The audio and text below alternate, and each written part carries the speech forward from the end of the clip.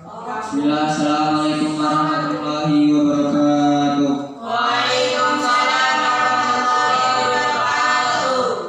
Innal hamdalillah nahmaduhu wa nasta'inuhu wa nastaghfiruh wa na'udzu billahi min shururi anfusina wa min sayyiati a'malina.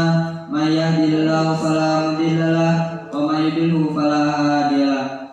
Asyhadu an la ilaha illallah wa asyhadu anna Muhammadan abduhu wa rasuluh la nabiyya wa la rasulahu ba'da. Qala Allah ta'ala fil Qur'anil Karim, ya ayyuhalladzina amanu taqullaha haqqa tuqatih wa la tamutunna illa wa antum muslimun. Amma ba'd. Segala puji bagi Allah, Tuhan semesta alam yang telah memberikan kita beribu-ribu kenikmatan sehingga kita bisa berkumpul di mushola yang insyaallah dirahmati oleh Allah Subhanahu wa taala. Kedua kalinya sholawat beriring salam mari kita panjatkan kepada Nabi besar kita, Nabi tauladan kita, Nabi akhir zaman, Nabiullah Nabi Muhammad SAW. Beliau yang telah memperjuangkan Islam dari zaman jahiliyah hingga zaman Islamnya. Duduk yang tengah di sini untuk menyampaikan beberapa kata yang judulnya ya kiat-kiat mengendalikan hawa nafsu. Kiat-kiat mengendalikan hawa nafsu.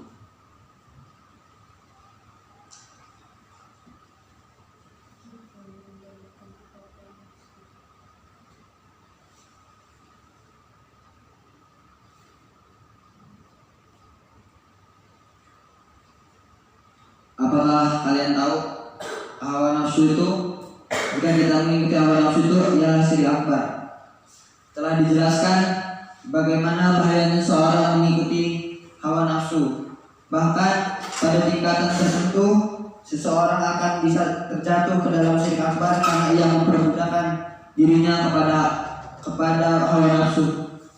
Itu tuh bukannya kepada hawa nafsu dan ia menyembahnya.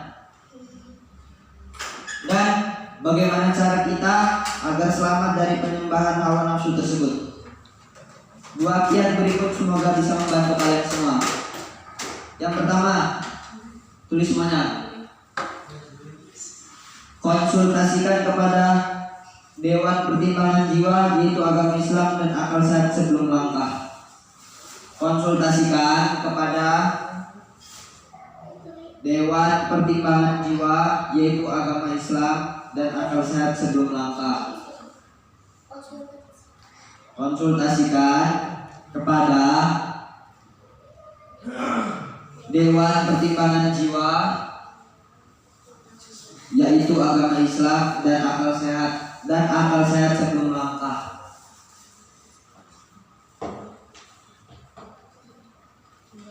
Imam Ibnu Qayyim Al-Jauziyah berkata, tatkala seseorang yang sudah balik diuji dengan hawa nafsu tidak seperti binatang yang tidak diuji dengannya, dan setiap waktu ia menghadapi gejolak hawa nafsu maka ia menggerakkan kepadanya dua penentu keputusan, yaitu agama Islam dan akal sehat.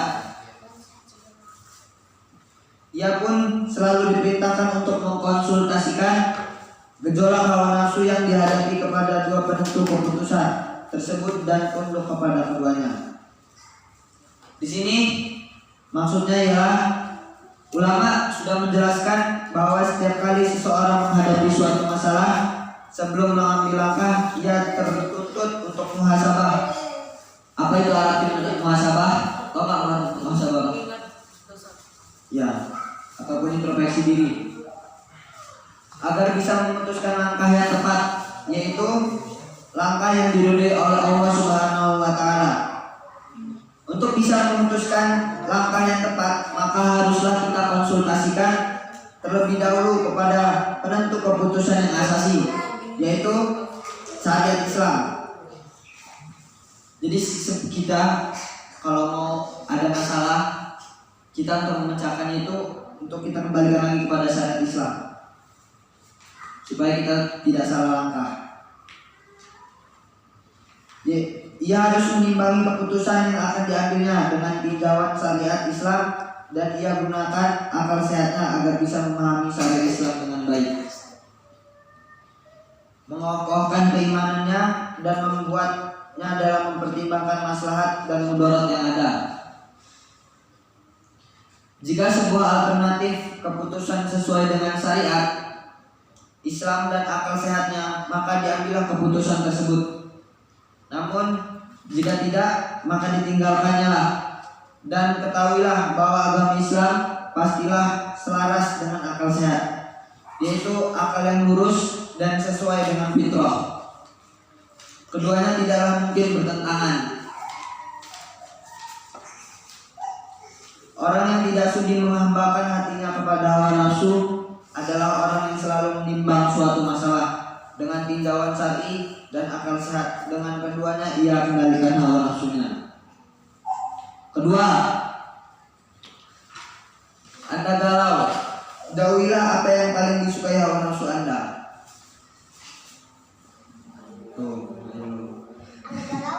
Anda galau, jauhilah apa yang paling disukai oleh hawa nafsu Anda.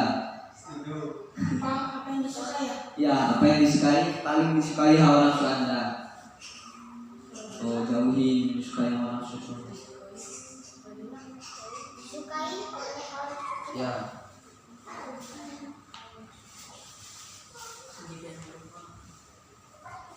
Banyak lah yang disukai hawa nafsu. Main HP, game, hawa nafsu. Iya, makanya itu penting juga itu. Si kecil tuh mikiran jangan cewek terus ya juga ya. Sopi terus juga pemikirannya hancur lah ntar dia. Karena abi-abinya jadi belum punya, kecuali ada.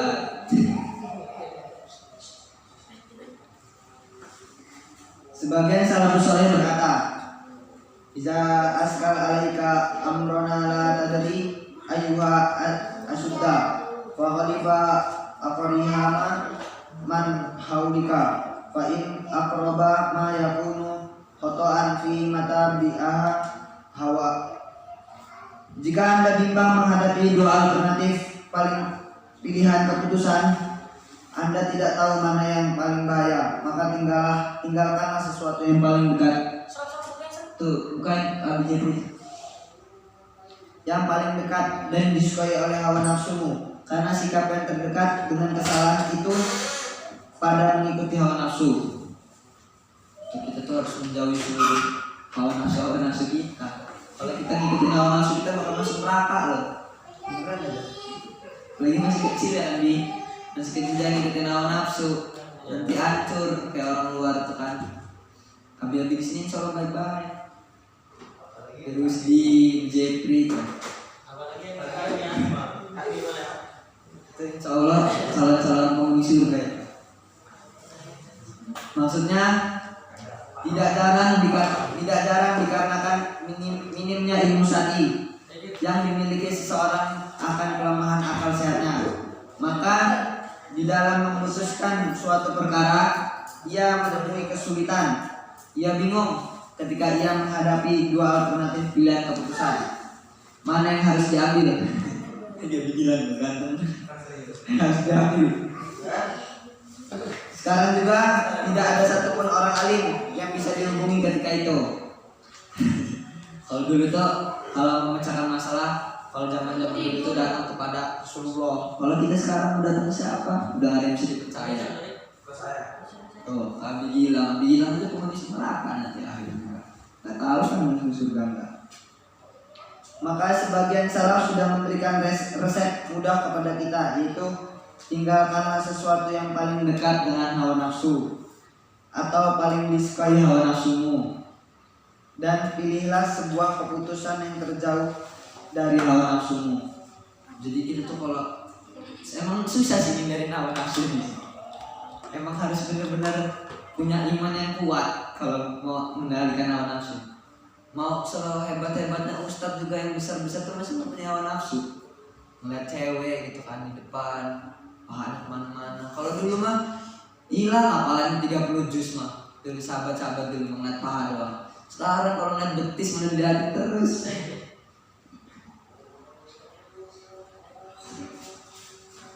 Mengapa demikian? Rahasianya terdapat dalam ucapan Ibnu Qayyim al-Jauziyah rahimahullah. Nih, catat nih perkataan Ibnu Qayyim. Perkataan kakak mesti dicatat.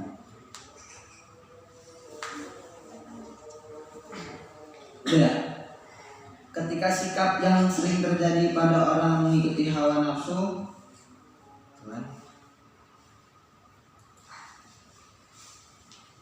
syahwat dan amarah adalah tidak bisa berhenti sampai pada batas mengambil manfaat. Syahwat dan amarah adalah tidak bisa berhenti sampai pada batas mengambil manfaat saja. Karena itulah banyak disebutkan nafsu, syahwat, dan amarah dalam konteks yang tercela. Belum tulis Kak? Lama juga masih aja sudah. Lapar nih puasa.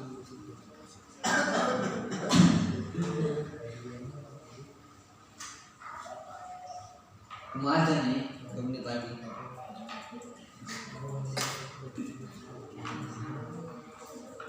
Dan belum nak? Hah? Mana orangnya coba? Dan belum?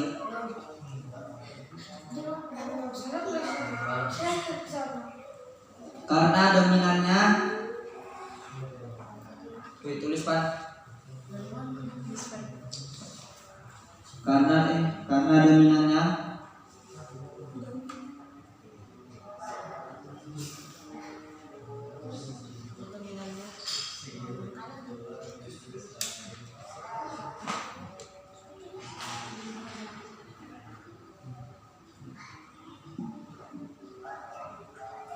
bahaya yang ditimbulkan.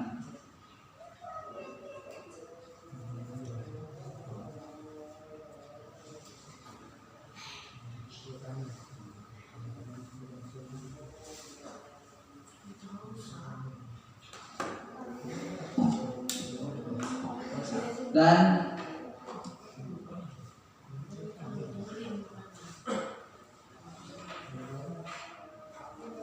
jarang orang yang mampu bersikap tengah-tengah. Jarang orang yang mampu bersikap tengah-tengah. Tulis juga. Jarang orang yang mampu bersikap tengah-tengah.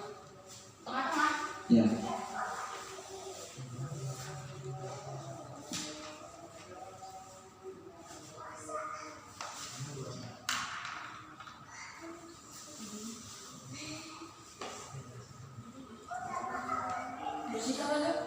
Bersikap tengah-tengah.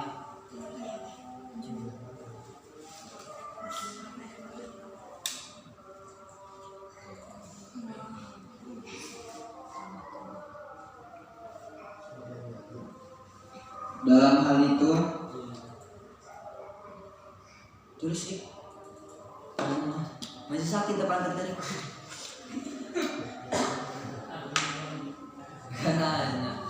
Dalam hal itu mengatur nafsu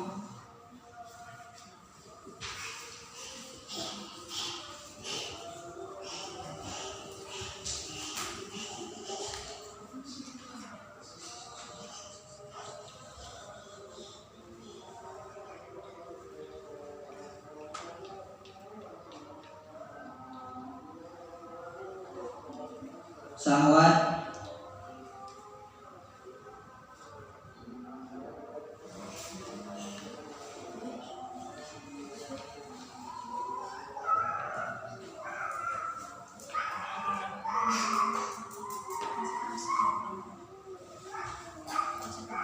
dan amarah.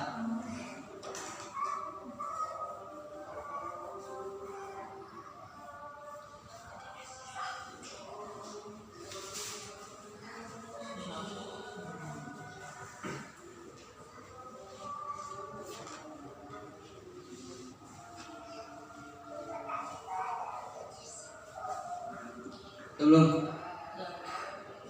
Ya. Beberapa kali diberitakan ceramah dan cendekia bicara di depan publik dengan terang-terangan membela pemikiran-pemikiran menyimpang. Ada yang berbicara bahwa orang baik apapun agamanya akan jamin mendapatkan tempat baik di sisi Allah. Ketika para ulama mengancam adanya film yang menghina Islam, tiba-tiba saja mereka berlatar belakang pendidikan Islam membela penghinaan Islam.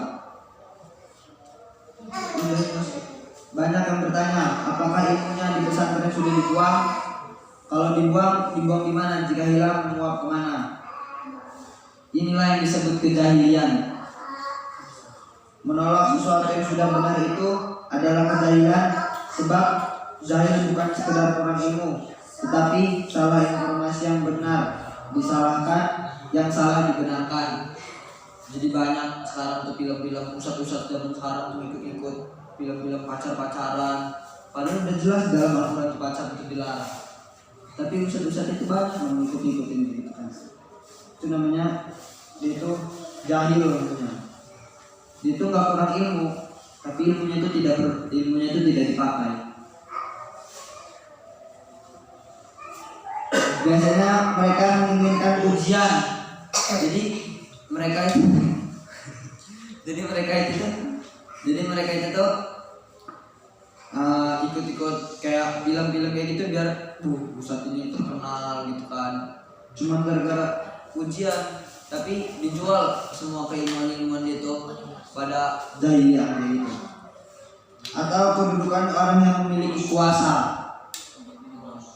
Padahal ilmu itu cahaya, ilmu itu nur yang diberikan Allah kepada hambanya.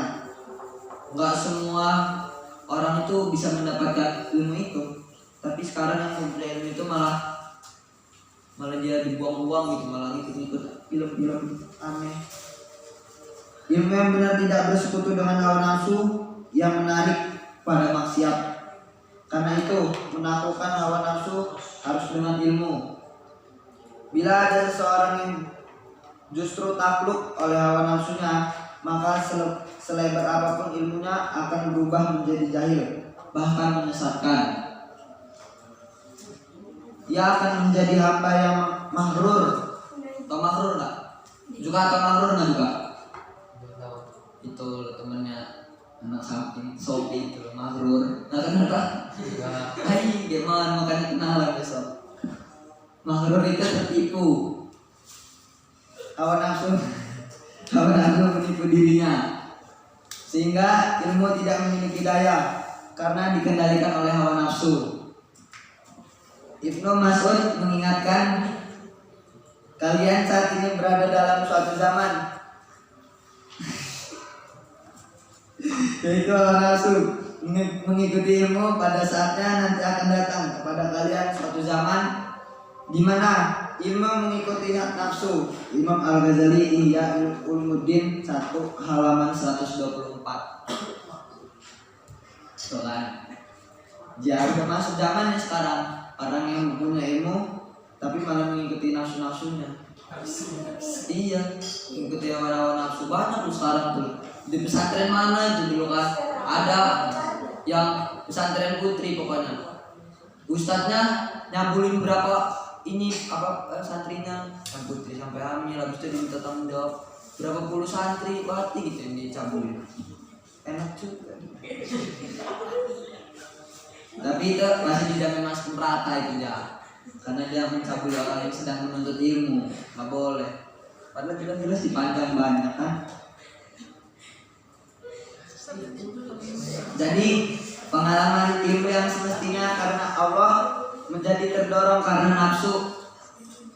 Baju lahirnya berupa ilmu, tetapi batinnya adalah nafsu. No. Kayak kita tuh berangkat sekolah kan, Juka siapa tuh berangkat Lutfi, berangkat sekolah, awalnya pengen menuntut ilmu, taunya niatnya ada yang lain, pengen ketemu Sopi kan. Kenapa lah Sopi terus? Pada banyak yang ngincer Sopi. Kenapa nggak Kilas? Malah Sopi semua kan mereka di adat ada. Menjadi terdorong karena nafsu. Dia bisa dijuluki oleh orang ahli ilmu, tetapi hakikatnya orang jahil. Orang jahil berbaju ilmu. berbaju ilmu, keren juga berbaju. Beli di mana baju ilmu? Dia tuh orang jahil, orang berilmu, tapi dia tuh mengikuti nafsunya. Kayak dia tuh ngajar gitu kan, ngajar di pondok pesantren Fitri. Padahal cuma gara-gara pengen lihat, cantik juga ya santri ini. Itu malah nggak boleh. Itu dosanya malah besar. Lebih baik kita niat dari rumah nyari cewek, pondok dapet cewek gitu kan, daripada niatnya menuntut ilmu sampai sana malah dapet cewek. Itu malah nggak boleh. Mereka pandai berdalil, tetapi keliru. Hebat menyebut ayat-ayat Al-Quran dan hadis Nabi SAW dalam berargumentasi. Namun salah tepat mereka berdalil menyebut ayat-ayat Allah Subhanahu Wa Taala atas dasar nafsu. Stretchman pendapat, sikap dan fatwanya mengandung kepentingan dunia.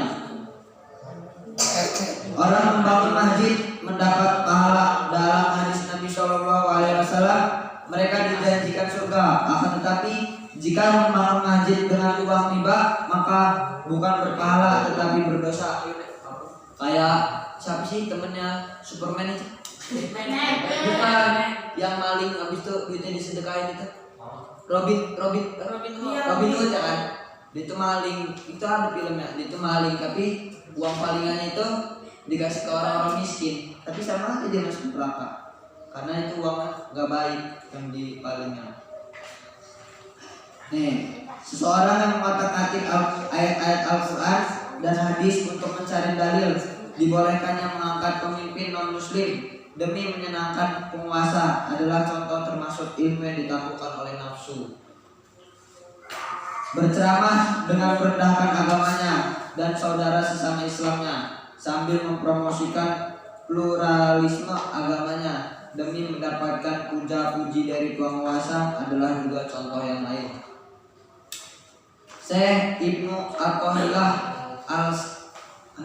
Al-Sakandari mengingatkan, nafsu itu bukan hanya bermain-main di wilayah maksiat, tetapi nafsu juga bermain dalam ibadah seseorang muslim. Bahkan nafsu yang menyusup ke dalam ibadah itu lebih sulit dikenali daripada nafsu yang mendorong maksiat, sehingga menghilangkannya pun lebih susah. Semangat ibadah karena dorongan nafsu, ini bahayanya lebih nafsu dalam maksiat. Yang lebih baik sih. Mereka yang menjadi pengikut hawa nafsu, bahkan intensitas ibadahnya melebihi ibadah pada umumnya. Ketika semangat ibadah seseorang sedang naik, maka ada dua kemungkinan. Bila dia orang baik, berarti dorongan itu semata karena Allah Subhanahu Wa Taala. Akan tetapi jika dia penderita penyakit hati, maka dipastikan dorongan itu karena nafsu. Mereka ini penyembah hawa nafsu, bukan penyembah Allah Subhanahu Wa Taala. Amaliyah keagamannya diletup oleh nafsu, bukan ilmu, karena itu biasanya keliru.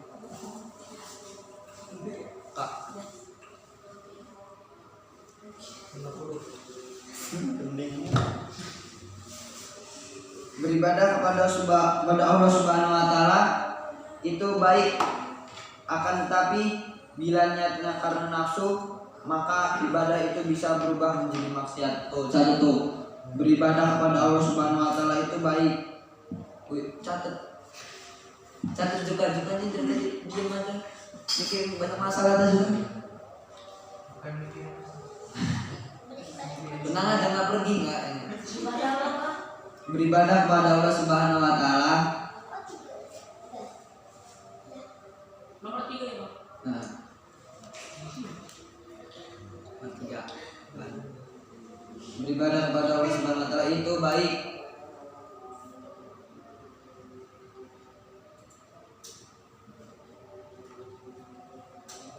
Akan tetapi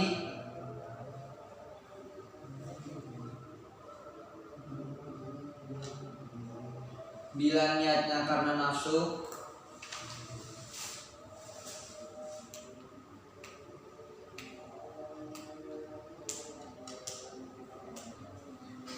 maka ibadah itu bisa berubah. ibadah itu bisa berubah. Itu ada ya? Benar sih. Maka apa? Maka ibadah itu bisa berubah.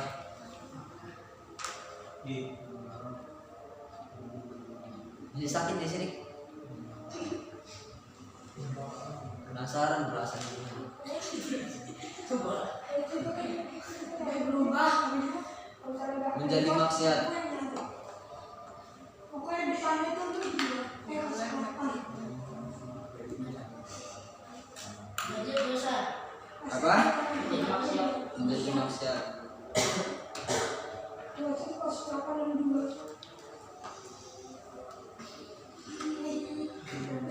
Nih, satu lagi nih, catat nih. Maksiat itu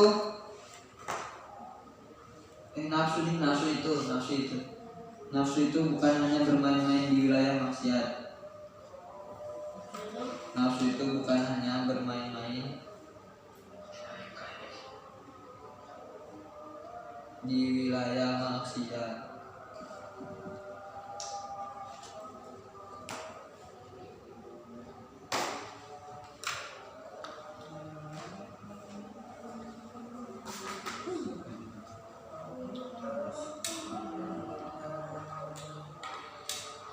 Tetapi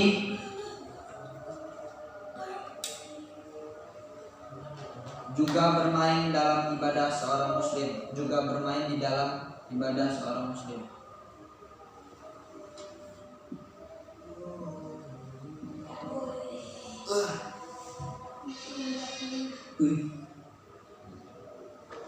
Dan bermain dalam sebuah ibadah seorang muslim. Bahkan nafsu yang menyusup ke dalam ibadah, bahkan nafsu yang menyusup dalam ibadah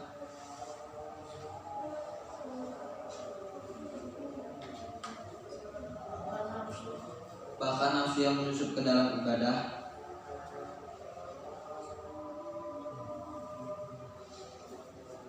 itu lebih sulit dikenali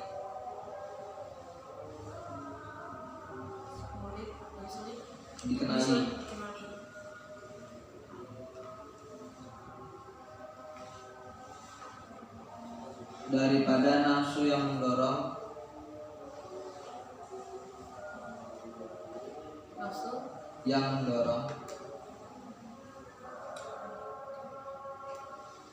maksiat.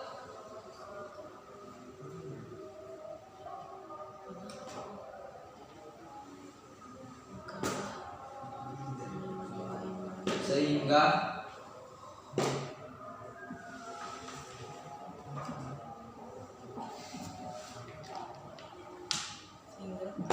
menghilangkannya pun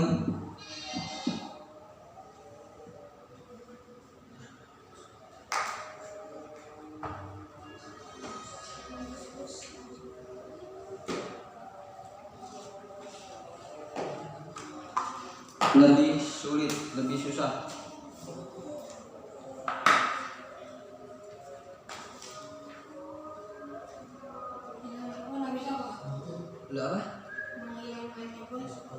Lebih susah.